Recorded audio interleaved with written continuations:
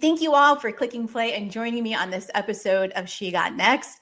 I am joined by a couple of Minnesotans. Minnesota is a state that I've grown to love. My brother moved out there about 10 years ago. I've been there about a handful of times. It's always good stuff. I've been there when it's below 11 and the moisture in my nose has frozen immediately, and in the summer when it's been super hot. So I feel like I've gotten the balance. I want to say thanks to my guests for joining me today. Jessica Poole, she's on the advisory board of WISE Twin Cities, also joined here by Cecilia Lettner, president of WISE Twin Cities. WISE stands for Women in Sports and Events. Thank you both for joining me today. Thank you for having us. Yes. I'm going to jump into talking about Minnesota sports culture, specifically Minneapolis. I've only really been to Minneapolis and Edina, and about your roles in WISE. But first, I hope you don't mind. I want to kind of talk about something that's been on my brain for the last week or so. Okay. And I'd love to get your thoughts on this. A week or so ago, I was listening to a podcast hosted by a woman. She had a guest on that was a woman about women's sports. And they were talking about the Angel Reese, Caitlin Clark kind of drama. And at some point, they went back and forth about the fact that they think women are always being pitted against one another. They said they keep pitting women against one another. And I took pause at that. I went on Blue Sky. I left Twitter a while ago. Went on Blue Sky. And I started messaging the host, giving her my unsolicited opinion about the topic that was talked about that day. That never happens. That's what it's for, right? That's what social media is for, unsolicited opinions. Yes. But I was saying, I was thinking in this way, this is why it bothered me. The majority of women, not the 92%, we'll subtract the 92%. The majority of women are voting against our collective best interest. So the call is coming from inside the house. They that are pitting women against women, I think there's a role and responsibility that we have to take on. You all are both in leadership roles of an organization that, in my mind, from my reading and my research, is really dedicated to uplifting women, finding mentorships, creating opportunities for them to grow in the industry. In my mind, I still think that there is a gap with which we take ownership of our responsibility to do better by each other. We put the blame on that external force. Now, that exists. But again, still, as a collective, we're not doing things in our best interest across industries. And sports is a reflection of who we are as society. As society, it's reflected in sports. And clearly I'm hyped, but I'd love to get your opinions on that topic itself. Let's start with you, Cecilia, if you don't mind.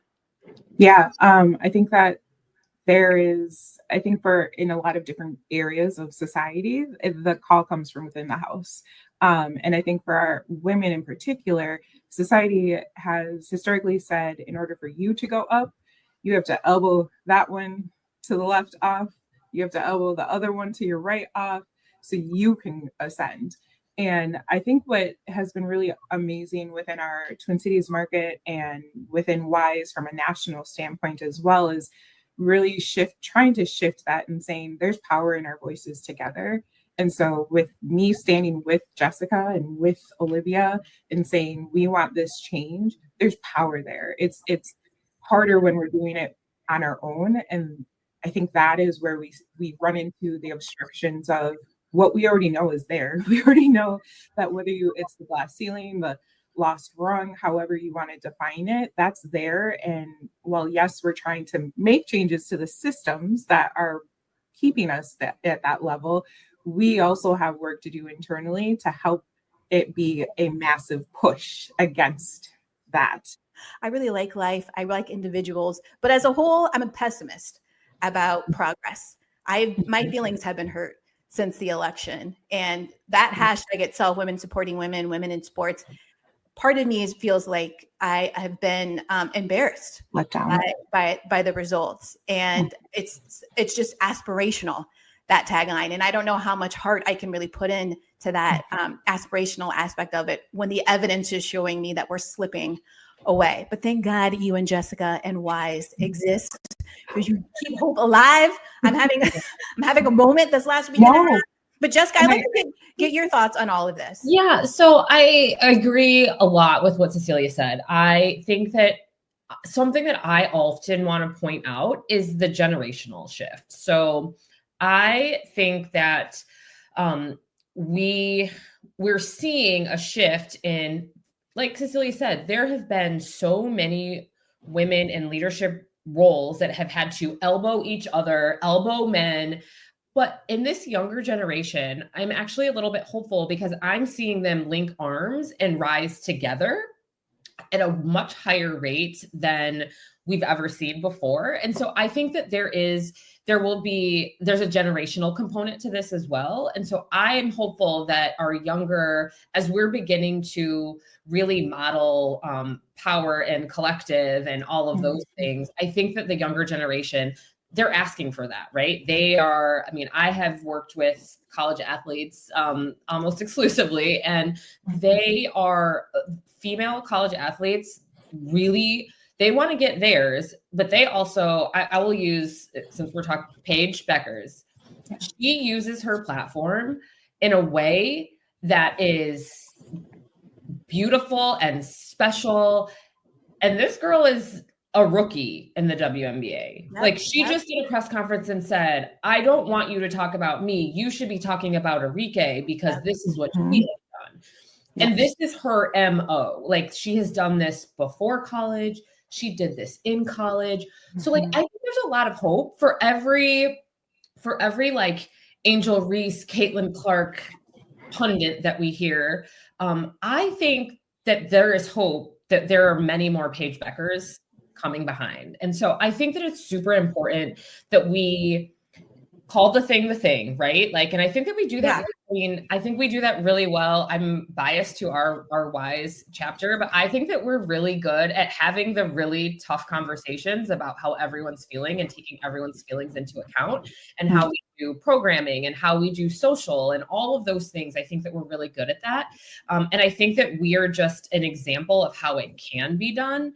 And I truly think that this younger generation is going to really shift the way that we see women in sports, because this has been they have had community the entire time, right? As they've grown up, youth sports to AAU to college. Like, again, I'm using Paige as an example. Paige and Ozzie Fudd played together on the USA team. Paige recruited Ozzie. Like, they're used to building community. So I'm hopeful. Now, I try to be an optimist in all things. It's not easy. It's not easy. Yeah. For as much beauty as there is in this younger generation, there are some things that I'm like, But this is one of those things where I'm like, I want to support them in this because I think that it levels everybody else up. I appreciate you calling out Paige Bueckers because she's a native of Minnesota. We got to give her love. And yeah, she's been one of the young athletes that I think is really using her platform well. And she does it in such a mature way. What is she, like 23? And she's taken on, even when she got that SB a few years ago, I think she was the comeback player or whatever it was. She took time to pay homage to the women who came before her. So to Maria Taylor, Robin Roberts, Maya Moore, Odyssey Alexander, to all the incredible Black women in my life on my teams, to Breonna Taylor and all the lives lost, and to those names who have not yet learned, but I hope to share, I stand behind you and I will continue to follow you and follow your lead and fight for you guys. So I just want to say thank you for everything. Thank you both for being super positive. And I don't mean to be like negative overall, but it just kind of irks me sometimes when you talk about the external things without really addressing the internal issues that women face. Having rivalries, having those folks kind of talk about what they do on the court, on the field, on the ice. I love that. That's what drives passion in sports. That's what drives eyeballs and people buying tickets. And that's a good thing. But when it's, the outside noise that's about like who's cute and who's TikTok dances, but I don't want that kind of drama. But there's a lot of work that we need to do as a community to really, as Cecilia was talking about, like let's, as a unified voice, make these changes. And then other folks just can't stop us as a result. All right, that's the show. I feel bad. But talking about Paige Bueckers being from Minnesota, the other native Minnesotan that I'm really a big fan of is Dave Winfield. I'm a Yankees fan. Love Dave Winfield. Wanted to shout him out right now for all of you older folks like me who remember when Dave was on the field. And talking about WISE, Cecilia, I mentioned that you are the new president of WISE Twin Cities, which is, of course, Minneapolis and St. Paul. I'm interested in knowing, in this time, what made you feel confident that you could take on this leadership role? In this time, in the sports women's industry, everything is big and bad. And it's like, this is my time to step up. What was it in you? Did somebody see something you and said that you need to be the leader at this time? I'd love to hear how that happened. Yeah. So when I joined the sports industry 5 seasons ago, I became a member of WISE. I had the opportunity brought to me to join the board as the vice president. And as that, the predecessor, her term came to end. I put my name in the hat and my board felt that I could do this role. I would love to say, yeah, I knew it. I knew like this was for me, right? But I also have to be very honest with, imposter syndrome is a real thing. I'm a month into this new presidency and I question and kind of wonder and working on solidifying my own foundation. But I think really it's just the Twin Cities is, slowly but surely, not even slowly, like establishing itself as the mecca of women in sports. Between the Lynx, the Frost, we have our women's sports are just amazing. They're killing it. And then when you look across all of our teams in our front office and our WISE members who come together, I'm always leaving our events just absolutely amazed by the women that we have. And in all reality, without that, I don't know if this would have felt as a safe space for me to come into as a president. I really lean on these women that one of our panelists at a recent event said, build a boardroom of women that you can lean on. And that just has stuck with me since a few months ago, because I feel like WISE Twin Cities has been that for me. It has exposed me to Jessica. It has exposed me to some of our other executives in the Twin Cities. And by watching them and knowing that I have, them in my back pocket when I need a little, does this make sense? Are we vibing? Are we on the same page? I don't know that I would be able to feel confident or comfortable being like, yeah, let's jump on a podcast and let's talk about things. It has been so refreshing to be able to help create the space that WISE creates. The building of community connection, hopefully job opportunities, right? Let's be real. That is also something that we're hoping to help and create and open doors for the women that are coming to the Twin Cities market are here. But I think just watching the surge in women's sports, us being able to host Big Ten women's championship here, we're just doing so many fun, cool things. And I'm really honored that my board and my members feel confident in what I'm going to be able to bring to our next chapter. It's definitely an evolution, right? Jessica talked about, we're very thoughtful in how we do our panels and our social events. And even just in the month of us getting together and thinking about where we're at and what is needed in our market and in our industry right now has brought up some really cool ideas that I'm hopeful and excited to bring to our market. But yeah, I think it's the energy when you get our members and our advisory board in a room, and just that's really what fuels me and saying, hey, let's do this together. And while I have the president title, this isn't my board. This isn't my organization, right? We're volunteer board members. We're doing this on the side of our day-to-day, and being able to bring us together and collaborate and really make some awesome stuff. That's where my fuel comes from. That's incredible. I feel like you're throwing the gauntlet, saying WISE Twin Cities, we're the best chapter out there. There are WISE chapters all over the country. I'm going to have to tap into all and be like, all right, you can tell me how quick. Right. I'm not throwing no shots. I know. Trust me. I follow all of my good friends and all of the presidents and all the chapters. I didn't mean to put you in a bad spot. I'm just joking. No, but I born and raised Minnesotan. I can't not toot our horn in Minneapolis, St. Paul, of the things that we're doing. Yeah, I went to a Lynx game in June. It was right before Juneteenth. And so it was like Black Excellence Night. Yes, I was there that night. My brother and his daughter, my 10-year-old niece, we were there and they sang the Black National Anthem. And we were like, yes, we were singing it all loud. And there were some folks who were like, what is this song? And other of us were so excited to hear it. And it was the only national anthem that was sung. And I was like, okay, Minnesota, I see you. Also known as Lift Every Voice and Sing. For those of you, like, again, Black people have two names for everything, the actual name and then what we call it. But Minnesota is a legit fun sports town. And I don't mean to say that in a way that's surprising. It's just that I have so much fun when I go there. The Lynx play and the Timberwolves play at Target Center, which is just a hop skipping away from Target Field, where the Twins play. I haven't been to a Twins game yet, but their stadium. Yeah, I mean, we got to fix that. I have played around the stadium. There are photos of me hanging on Kirby Puckett's arm and sitting on the baseball glove.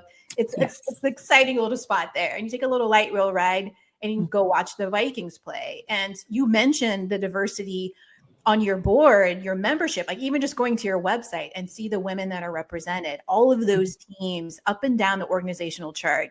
I'm sure it must feel inspirational just to be in that space. Jessica, tell me about your decision to join the advisory board and what inspired you to want to take on a leadership role beyond just being a member. Yeah, so I've been a member of Wise Chicago, and I loved it, right? So I knew that this was an organization that I wanted to get involved in. I will shout out our previous president, who literally on my second day, maybe in Minnesota, we met at a happy hour that I just happened to go to, and she told me all about it. I was like, oh my gosh, this is so great. It's random that I met you here. And then literally a week later, I'm getting an email being like, we'd like for you to be on our advisory board. And I was like, yes, of course. But for me, it's about giving back. Like in my whole, I am a servant leader through core, like that is who I am. I would not be in this position if there weren't people before me opening doors. And so any way that I can help, big or small, to create a pathway for women and young women and girls to be exposed to women executives and women leaders in sport is incredibly important for me. I'm raising a 4-year-old boy who his litmus test for anything good in sports is all female sports. I had to explain to him that the Timberwolves were also a basketball team that played in Minnesota. His favorite player, like it's not even close between Courtney Williams and Anthony Edwards. It's Courtney Williams, hands down. He, as a reward for being a good kid at daycare last week, he got to have his hair spray painted pink and to go to the game. So, I mean, for me, it's about giving back and creating that pathway. And this is a way in which I can do it both big ways and also small ways. And just being surrounded by our board and the people on our advisory board it's always fun when we get together, and lots of good conversations, lots of meaningful, intentional, powerful conversations. And then also we do this is a safe space, and we do have those really tough conversations. And I've talked to many people in our chapter and on our advisory board about making a job change, and how does that work? And what do you guys think? And so it's a safe space to really lean into yourself while also growing others. You talked about wanting to be in a position to be able to be an example to the younger generation. And another kind of tagline or topic that's been front of mind for me for a while is this idea about representation mattering. And it does in a lot of ways. If you've got people in the room, a diverse group of people of age, experience, race, gender, you don't end up with things like Juneteenth ice cream. If you make sure that there are people who are that's probably not a good idea to do that. So that works. But there are other times where I think there are people where representation did not matter for them. They were the representation. They were the first. They didn't have an example. They decided to step up and do it anyway. And Jessica, looking at your resume, you have been a COO of a women's sports franchise in Minnesota Aurora, the football club in Minnesota, Minneapolis. And I wonder from where you gather that grit, that get afterness, because you didn't necessarily have the representation in front of you. You became that for others. Where does that come from for you? I think it's just how I was raised. My parents are really, really instilled in my brother and I that we can do anything. And I tell people all the time, my late dad was the the original girl dad before Kobe coined it a thing. He just like, he told me that I could do anything, and he gave me tools he always told me to lean into the hard stuff. And so like, I've always leaned into the hard stuff. When there is something difficult to do, like that's a little bit where I thrive and where I like to problem solve and figure out the puzzle. So for me, being the first of something, being the only of something, while it does, there is an inherent like, oh my gosh, like, I'll be honest, I've really felt like if I screw this up, somebody else that looks like me might not get another opportunity, or that, you know, there is that. And I won't say that there's not, but there's also the other side of the coin of like, what if we do this really well and we show people that like, you can go out of the box and do things differently and have it be a smashing success. And so for me, that thought really outweighs the other, and you just work hard, right? Like, and I don't do it alone. Like, I may be the first of whatever, but I'm not alone. Like, I mean, I had my WISE group. I have a little board of directors, my like people that are my people. And like, so like you never do anything alone. But for me, I thrive in an environment where you have an opportunity to create lasting cultural change, lasting, just change in the atmosphere. And so for me, that's where I think I'm at my best. And so I welcome those opportunities. Now, it doesn't mean that they didn't give me gray hair, because I have a lot of gray hair because of them. But that's wisdom. That's the wisdom and wise. All right. Great. I have a lot of wisdom. Well, you mentioned, you know, trying, and you could have a lot of success. Like, you won't know unless you put it out there. But it's also, I think what we're fighting for, again, thinking about women, racial minorities, you know, all of the different colors of the rainbow participating in this. It's also being able to fail and it not ending the opportunities for generations behind them coming up and taking on that role. Like, they messed up. We want to be able to, you know, not knock it out of the park at the box office on opening weekend and still be able to get the deal the next time for the next creator. I think that is when you can really say we've had some success. We're able to win and we're able to fail and just be judged on those merits. Cecilia, I'm wondering, you're 1 month into the gig. What does success for you feel like? And what can members of the advisory board, membership in general, do to help you as an organization be able to identify what success is and get you guys there? That might be a lot. That's kind of a lot. Sorry, you can break that. I was going to say that's a heavy one. A heavy day, right? I'm coming in rough. How long we got? Do we have a board so I can do some ideating behind me, right? Let's talk it through together. Yes. Your success metrics. It's so far, like through our history, since we've been established, we've really looked at what are our members? Do we have diversity in our membership, and not just, you know, visual diversity, but diversity across pro sports, semi-pro sports, the event space. How are we reaching some of these different groups and bringing them into our network?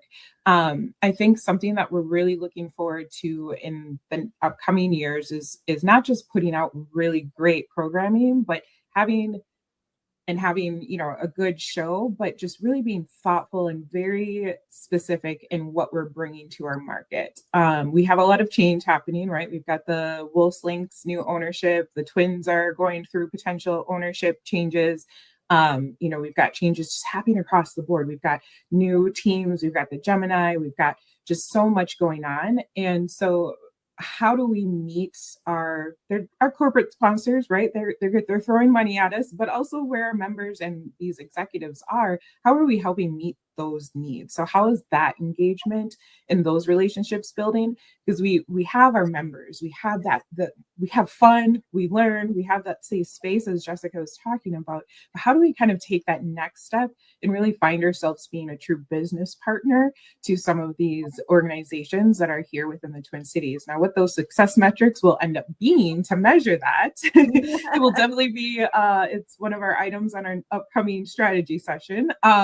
To kind of talk about how do we measure that, right? Is it necessarily corporate members? Is it dollars, or is it who's showing up at some of these very specific events that we're doing, or those programming items that we're doing, right? So we know a lot of women and people just in general want to be into sports. So if you have an open event, we know we're going to get young professionals who want to get their foot in the door, or people who are looking to do job changes. Where we're talking and seeing in our market is the mid to upper career individuals. So folks like Jessica, myself, others. How do we meet our needs? We're already in this space, but we want to continue to grow. And it might not be an upwards growth, right? It might be a lateral growth and just being a bigger subject matter expert in the space that you are. But how do we help engage that level of professional? It's a little bit different, but I think we identify and we know, we're all aware, we all see the applications when you have a job opening, just the floods that come in. People want to be in this space. So that market and that membership range is going to be there and be maintained. But how do we really help ourselves grow within our space? You're a director, you want to be a VP. How do we help you get there? Yeah. You have a VP or a SVP that left or retired or left the market. Okay, what do you need the best candidate to have? And so that professional growth, but there's a personal growth, I think, too, that comes with that. So for us, I think as we kind of grow into our continued next chapter, however you want to call it, I hate to say it because I absolutely adore my predecessor. I'm going to probably text her after this, like, I adore you. Don't take anything. Like, you've laid the groundwork, like everything, we wouldn't be here without her. But as we continue to evolve and innovate, I think that is something that we've really been talking about and ideating, just because there's so much change happening in our market and there's uncertainty that comes with that. And so how do we show up as business partners for our all of the teams and all of the organizations that we're lucky enough to have here within the Twin Cities? That's another thing people don't always think of Minneapolis when it comes to sports. So we have every major league sport represented within, Minneapolis and St. Paul. So, yeah. There's opportunities galore here. So how do we really help position ourselves to be a pipeline for that? Well, that's my HR practitioner background coming forward here. Well, I appreciate you really going into depth there, because that is that hurdle, right? And I think it's kind of across industries where how do you get to that C-suite? And like you said, there are a lot of people who are interested in getting into sports right now. It's especially women's sports in particular. It's the hot new thing to be talking about. Lots of big brands are throwing money at it. They want the lipstick, they want the clothing, the water, the food. Like, it's like, oh, this is the thing everybody wants to do. And there is an opportunity. I think, like you said, there are a lot of new teams coming to Minnesota, Minneapolis in particular, and throughout the country. But it is about getting people who are seasoned veterans up to that next level. And I think that's what the challenge, I think a lot of organizations that are trying to support women in general, help to get that to that next layer, that are facing. And I certainly don't have the answer. So I'm going to be checking in on you guys every now and then to see what magic you're bringing to answer that question. For, like you said, like an example with Jessica. Jessica, I went to your LinkedIn profile. I went to your page. I always like to look to see how people describe themselves. And your profile says that you are a communication, sports, and people are my love language. I'm interested in what early sports memory do you have? You said your dad was the original girl dad before it was coined. Tell me about an early sports memory, maybe even a movie or something that kind of inspired your journey. Okay, this is very easy for me. So basketball is the through line for my family. And my brother played soccer. So basketball and soccer are our things. But my earliest memory ever is of my dad and my godfather coaching a rec basketball team, my mom taking stats, and me like playing in the gym, like with a ball on the sidelines. And then fast forward. So not really sure. I loved Mike Bibby as a college player. He played in Arizona. So they were on, different time zone than what was in Michigan. So every time Arizona was playing on a national TV game and I could watch it, I would petition my parents to let me stay up late to watch Mike Bibby play. So those are my two earliest memories. And then my dad's from Connecticut. My first ever camp I ever went to was a UConn women's basketball camp. And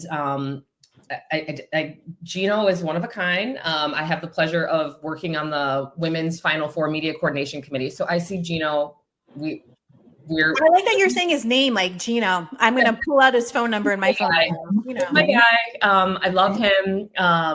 Yeah. So those are my earliest memories. Like my earliest memories watching my dad coach. And my mom takes stats, which is kind of funny because that's what I did for a really long time in the sports space. So I was like, maybe I did get this honest. It's all in the family. For me, the earliest memory I have is trying to stay awake I was very young when the Twins were in the World Series in '91, sitting on my grandpa's lap, picking out the cashews from his nut mix that he would have in his Budweiser and watching baseball. My mom is how I got into sports. It's my mom and I were the sports junkies. That's what I always say. Like if it was on TV, I watched it.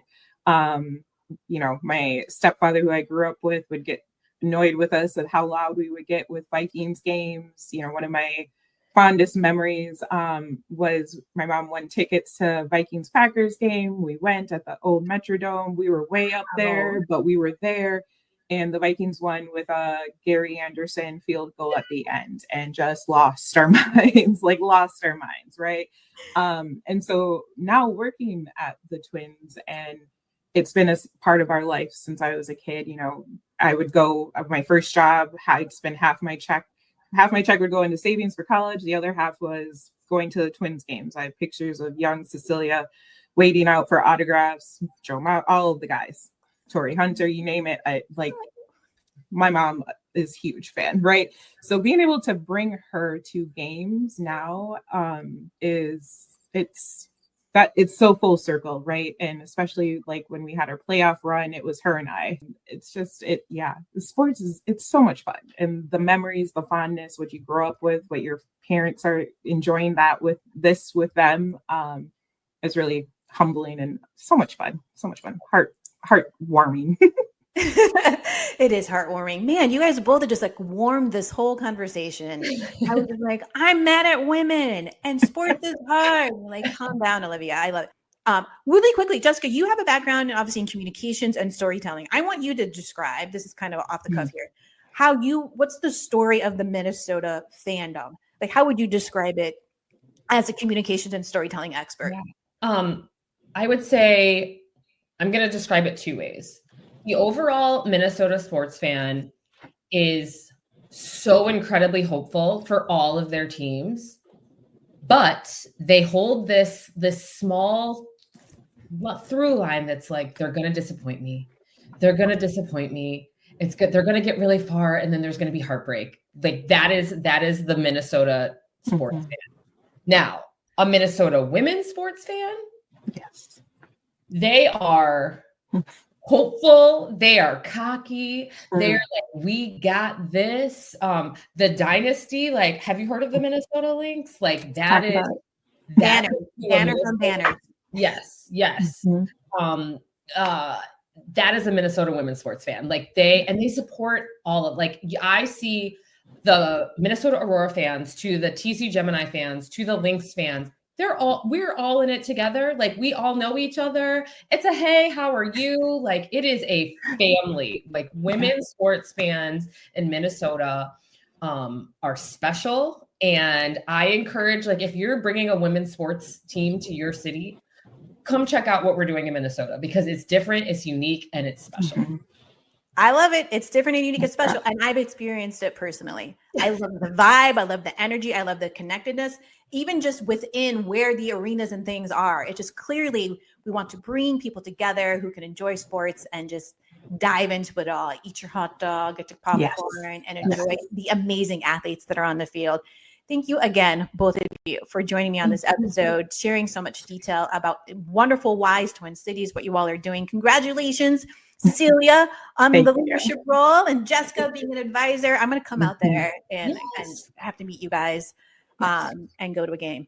Yes. Maybe a Twins game. I got to get out there. Yeah. We go to a bar of their own too. Yes. Hey, making plans. I'm recording this, so this is happening. Yes. Yes. All right. Thank you again, guys.